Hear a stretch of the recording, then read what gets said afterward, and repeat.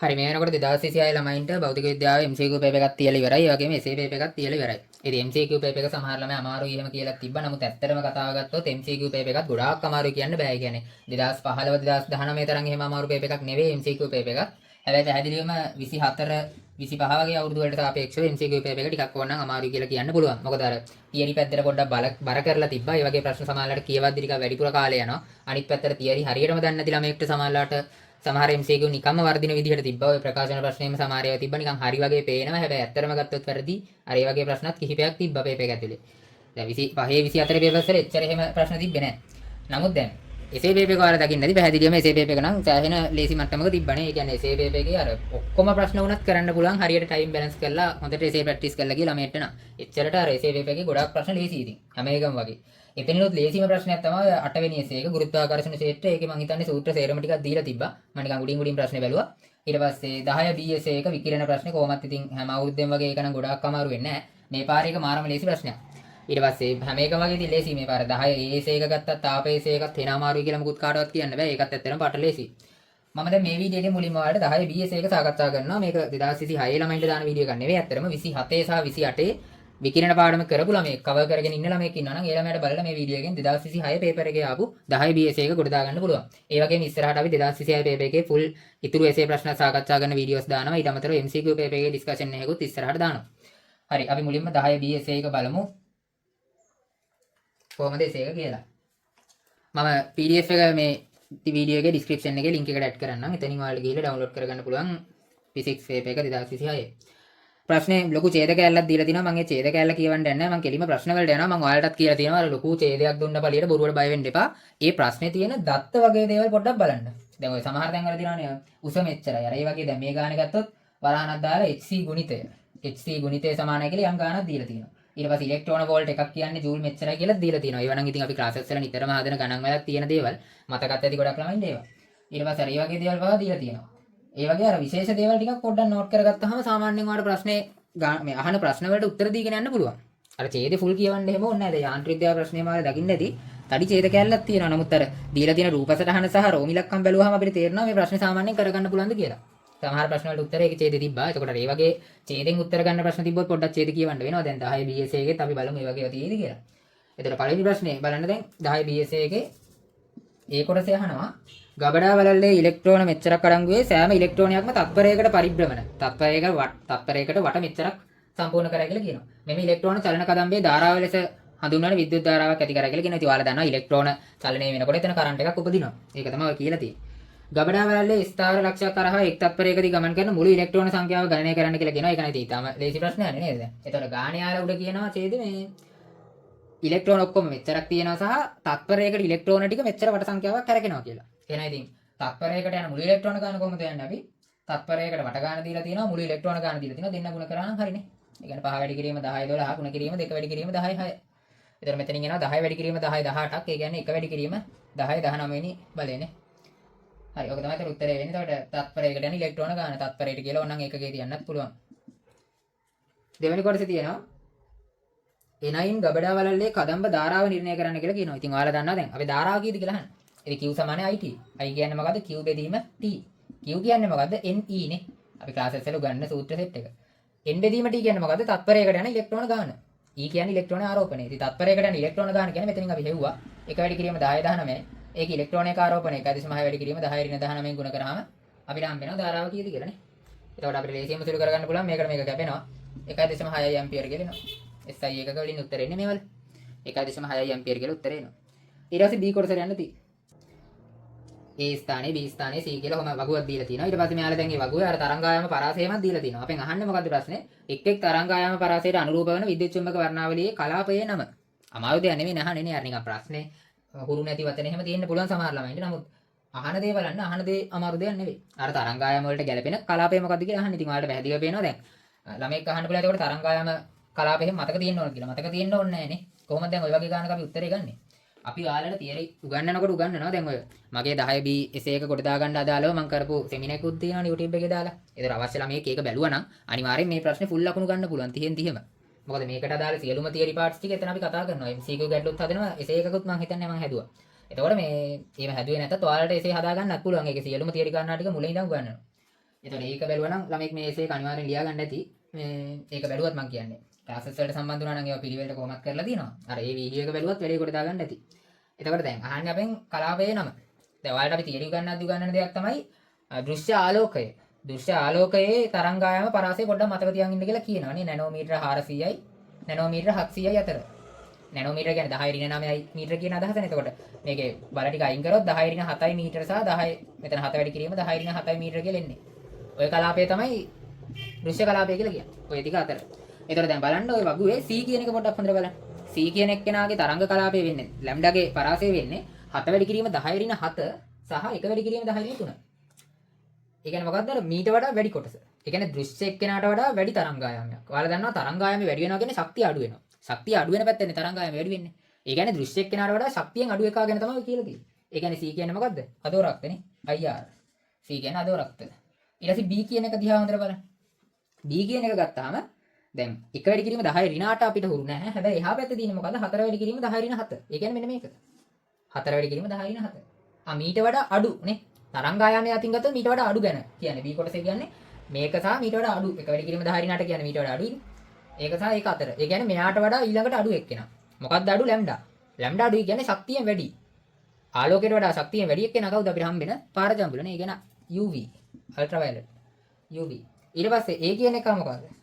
නිකන් කනාපාරක් ගැහුවත් ඉතින් ඒ කියන්නේ X කිරණ කියලා තේරෙන්න ඕනේ. එතන පල්ලෙහා ප්‍රශ්නේ X කිරණ ගැන කියනවත් එක්ක X කිරණ තමයි වෙන්නේ. හේතුව මොකද්ද? ඒකේ තරංගායම පරාසය බලන්න. අර B කියන එක්කෙනාට වඩා තරංගායමේ අරකේ අඩුයි තව. ඉතින් ඊට වඩා අඩුවෙන් හම්බෙන්න අපිට X කිරණ සහ ගැමා විතරයි. ගැමා තියෙන්නේ ටිකක් තව ගොඩක් පහලින්නේ. X කිරණ තමයි එතනින්ම අපිට ඊළඟට සෙට් වෙන එක්කෙනා. එතන අර ගානට ගැලපීමක් තියෙනවා වගේ අගයන් අතර ඔයාලට ලේසියෙන් උත්තරේ ගන්න පුළුවන්.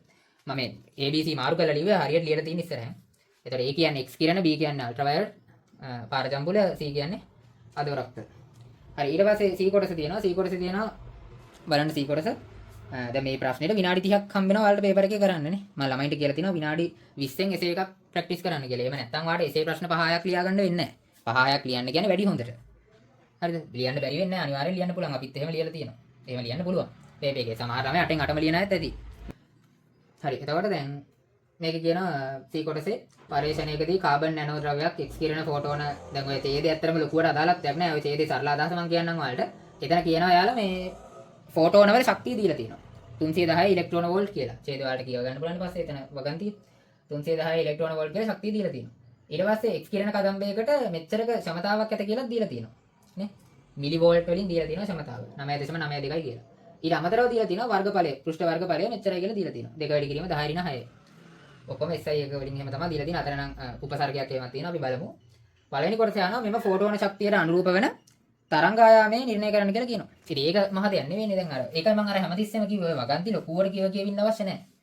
හැමතිස්සෙම රෝම ඉලක්කම පොඩ්ඩක් බලන්න. මොකක්ද අහන්නේ කියලා. එහෙම බැලුවට පස්සේ ඔයාලට අර වගන්තිය ෆුල් කියෙව්වේ නැතත් අර දීලා තියෙන දත්ත දිහා පොඩ්ඩක් බලලා උත්තරේ ගලප ගන්න පුළුවන්. දැන් ඔක යන්නේ තරංගායාමය. ෆෝටෝනේ තරංගායාමනේ. ෆෝටෝනේ ශක්තියට අනුරූප තරංගායාම. ඉතින් ෆෝටෝනේ ශක්තිය දීලා තියෙනවා. ෆෝටෝන වල ශක්තිය දීලා තියෙනවා. එතකොට අපිට ලේසියෙම පුළුවන් E සමානයි hc බෙදීම ලැම්ඩා දාගන්න. ලැම්ඩා කියන්නේ hc බෙදීම E. hc කියන ගුණිතය උඩ දීලා තියෙනවා. ආයි අපිට බොරුවට ඒක හොයන්න දෙයක් නැහැ. උඩ එයාලා දීලා තියෙනවා. එතකොට 1240යි ඉලෙක්ට්‍රෝන වෝල්ට් වලින්මයි දීලා තියෙන්නේ. ඒ නිසා ප්‍රශ්නයක් නැහැ. මොකද යට යාලා ශක්තිය දීලා තිබෙත් ඉලෙක්ට්‍රෝන වෝල්ට්. එළිම බෙදන්න පුළුවන් එකපාරම. මේක 310 ඉලෙක්ට්‍රෝන වෝල්ට්. ලස්සනට කැපිලා යනවා. මෙතනින් අපිට හම්බ වෙනවා කීයද? 31 වාරයක් 4යි නේ. අපිට 4යි කියලා ගන්න පුළුවන්. එතකොට 4යි නැනෝමීටර. 4යි නැනෝමීටර කියලා උත්තරේ හම්බ වෙනවා. හරි ඊට පස්සේ ගත්තොත් ඊළඟ කොටස යනවා තත්පරයකට නියදියම අතර පතනය වෙන ෆෝටෝන සංඛ්‍යාව ගණනය කරන්න කියලා. ඒක ඉතින් මහ දෙයක් නෑ මම හිතන්නේ ළමයින්ට ඒක නම් ලේසියෙන්ම කරගන්න ඇති. අපි මේ කතා කරන්නේ C කොටසේ රෝම ඉලක්කාංක 1 මෙතන කතා කරා. දැන් දෙවෙනි කොටස කියන්නේ අර තත්පරයකට පතනය වෙන ෆෝටෝන සංඛ්‍යාව. ඉතින් යාලා දීලා තියෙනවානේ ක්ෂමතාව මෙච්චරයි කියලා නේද? ක්ෂමතාව මෙච්චරයි කියලා දීලා තියෙනවා. ශක්තිය දීලා තියෙනවා. එතකොට අපිට ලේසියෙන්ම තත්පරයකට පතනය වෙන ෆෝටෝන ගන්න හොයන්න පුළුවන්. ක්ෂමතාව කියන්නේ තත්පරයකට එන මුළු ශක්තියනේ. තත්පරයකට එන මුළු ශක්තිය දන්නවනම් ශක්තිය වෙනම දන්නවනම් එකකට අදාළ ශක්තිය එතකොට තත්පරයකට කොච්චර පතනය වුණාද කියලා අහගන්න පුළුවන් මේ දෙක බෙදලා. අපි ඒකත් හදමු C කොටසේ දෙවෙනි කොටස. එතන කෙලින්ම මම නිකන් අර ෆෝටෝන ගාන n කියලා වගේ ගන්න. තත්පරයකට පතනය වෙන ෆෝටෝන ගාන. එතකොට n කියන්නේ මොකක්ද ඇත්තටම ක්ෂමතාව බෙදීම මුළු ශක්තිය. ක්ෂමතාව බෙදීම එකක ශක්තිය. එතකොට ක්ෂමතාව කියන්නේ 9.92 වැඩි කිරීම ගානේ දීලා තියෙනවා. ඒක 10 ඍණ 3යි මිලි කියන්නේ. ඊට පස්සේ මුළු ශක්තිය දීලා තියෙනවා 310යි එහෙම කියලා නේ. එකක ශක්තිය. ෆෝටෝන. එතකොට 310යි ඉලෙක්ට්‍රෝන වෝල්ට් වලින් දීලා තියෙනවා. අපි මේක ජූල් කරගන්න වෙනවා. මොකද උඩ තියෙන තත්පරයට ජූල්. මේක ජූල් කරගන්න වෙනවා. ඒකට අදාළ සම්බන්ධය දීලා තියෙනවා. ඒක මතක ළමයින්ට ඇති ඉතින්. 1.6 වැඩි කිරීම 10 19 ගුණ කරන්න තියෙන්නේ. එතකොට ජූල් වෙනවා. ජූල්ට ජූල් කැපිලා ගියාම තත්පරයකට අදාළ ගාන එනවා. සුළු කිරීමක් තියෙන ඉතින් සුළු කරලා බලන්න කීය දෙන්නේ කියලා මේක සුළු වෙනවනේ. එතකොට 2 වැඩි කිරීම මේක උඩට ගියාම ධන වෙනවා. එතකොට 10 14යි කියලා එනවා තත්පරයට. 2 වැඩි කිරීම 10 14ක් කියලා එනවා. අවසාන උත්තරේටත් වඩා අර ක්‍රමේ තමයි වැදගත් වෙන්නේ විශේෂයෙන්ම 27 28 ළමයින්ට මේ ටයිප් එකේ ගානක් තමන්ට හදා ගන්න පුළුවන්. හරි. සුළු කිරීම කියන එක ඉතින් තමන් පොඩ්ඩක් ප්‍රැක්ටිස් කරන්න ඕනේ. එතකොට ඒක හදා ගන්නත් පුළුවන්. ඊට පස්සේ අපෙන් අහන ප්‍රශ්නයි ඉතින් කිසිම ඇති දෙයක් නැහැ. නියදියේ තියෙන ෆෝටෝන ශ්‍රාවය අහන්නේ අපෙන්. ශ්‍රාවය කියන්නේ මොකක්ද කියලා දීලා තියෙනවනේ. එතකොට ඒකක වර්ගඵලයන් මතට තත්පරයකදී පතන වෙන ෆෝටෝන සංඛ්‍යාව. ඉතින් මේ තියෙන්නේ මොකද්ද? තත්පරයකට යන ෆෝටෝන ගන්න. එතකොට ඒකක වර්ගඵලයන් මත තත්පරයකදී පතිත වෙන ෆෝටෝන සංඛ්‍යාව වෙන්නේ කොහමද? ඕක බෙදන්න තියෙන්නේ වර්ගඵලයෙන්. නේද? මම කෙලින්ම මෙතන හදන්නම් ඕන. තුන්වෙනි කොටස. ඒක අර අලුත් දෙයක් මොකුත් නැහැ. ඉතින් මේක බෙදන්න තියෙන වර්ගඵලයෙන්. 2 වැඩි කිරීම 10 14 කියන එක බෙදනවා. දීලා තියෙන වර්ගඵලයෙන් 2 වැඩි කිරීම 10 6යි. ඒකක ඕනනම් දාන්න මේක තත්පරයට මේක වර්ග මීටර. ආදේශ කරද්දී අතර මේකක ඕනේ. අවසාන උත්තරේ විතරක් තිබ්බාම ඇති. එතකොට මේකට මේක කැපෙනවා. මේක උඩට යනවා. එතකොට එනවා 1 වැඩි කිරීම 10 20යි කියලානේ. 1 වැඩි කිරීම 10 20යි කියලා එනවා. ඒකකේ දාන්න වර්ග මීටරයට තත්පරයට. ඔක තමයි ඒකකේ. හරි ඊට පස්සේ D කොටස. D කොටසේ තියෙන මොකද්ද? අපෙන් අහනවා x කිරණ ෆෝටෝනේ ශක්තිය ගණනය කරන්න කියලා කියනවා. ඒක අර වෙනම පාඩයක් විදිහට හිතන්නේ. කලින් කොටස් වල අදාළත් නැහැ නේ. ඇත්තටම D කොටසට. ඒක නිකන් වෙනම එකක් කියලා දකින්න. ඒතර අපෙන් අහන්නේ x කිරණ ෆෝටෝනේ ශක්තිය ගණනය කරන්න කියලා. ඉතින් x කිරණ ෆෝටෝනේ ශක්තිය වෙන්න කීයද? දේශීය මාන්න පුළුවන්. ඒක අර උඩ කොටස් වලට අදාළත් නැහැ. මේක බැලුවහම පේනවනේ ඉතින්.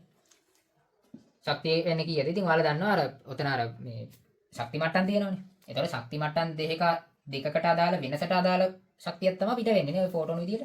ඒ ශක්ති මට්ටම් දෙකකට අදාළ ශක්ති වෙනසට අදාළ ශක්තිය සහිත ෆෝටෝන යන පිට වෙන්නේ. ඒතකොට ශක්ති මට්ටම් දෙකේ ශක්ති දීලා තියෙනවා වෙන වෙන මේ දෙක අඩු කරාන වැඩි හරි. එහෙනම් E කියන්නේ මොකද්ද? E1 ඍණ E2. නේ E1 ඍණ E2. එතකොට E1 කියන්නේ කීයද? ඍණ 74යි. ඒකෙන් අඩු කරනවා ඍණ 1624ක්.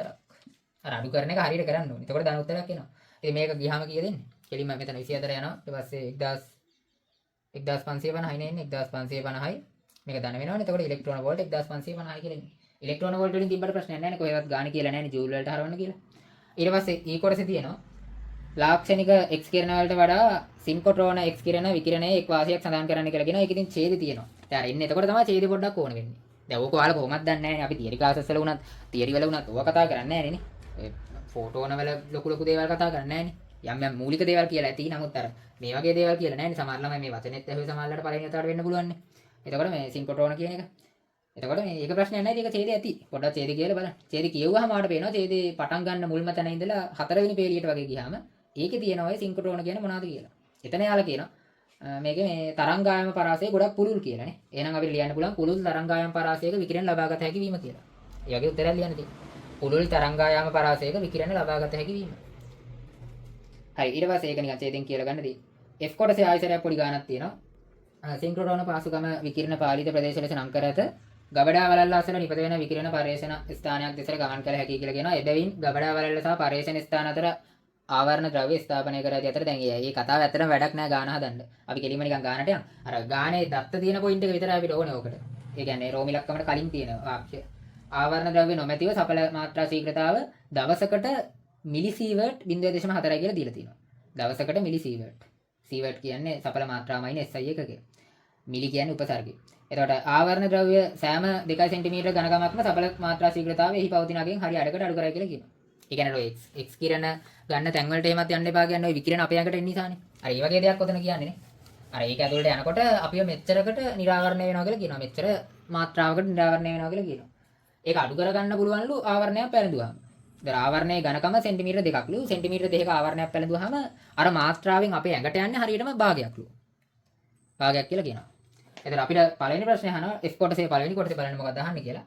ආවරණ මෙච්චරක ඝනකමක් කරා. ඒ කියන්නේ ආවරණ සෙන්ටිමීටර 2ක් කරහා තියෙනකොට භාගයකට බහිනවනේ. ආවරණය 4ක් වුණොත් කොච්චරකට බහිනවද කියලා අහනවා. ඉතින් සිම්පල් වැඩන්නේ නේද? 2ක් කරහා බහිනකොට භාගයක් බහිනවා නම් තව 2ක් කරහා බහිද්දි තවත් භාගයකට බහිනවා. ඒ කියන්නේ දැන් මුළු ගාන 0.0 දීලා තියෙන මාත්‍රාව කොච්චරද කියලා මාත්‍රා ශීඝ්‍රතාවය. ඒතර අපෙන් අහන්නේ ශීඝ්‍රතාවම තමයි කොහොමත්. ඒතර 0.4 බිඳුවයිනේ. ඔක තමයි ශීඝ්‍රතාවය. ඉතින් මේක ගුණ කරන්න තියෙන 1ට 2 වර්ගෙන් නේ. 2 වර්ගෙන්. ඇයි? කෙලිම 4ෙන් ගුණ කරත් හරියි. ඉතින් 2 වර්ගෙන් කියලා කිව්වේ තේරුම් ගන්න පුළුවන් නේ. භාග වෙනවා. භාග වෙලා ආයසරයක් භාග වෙනවා. මෙහෙම ගුණ කරන්නත් පුළුවන් ඉතින්.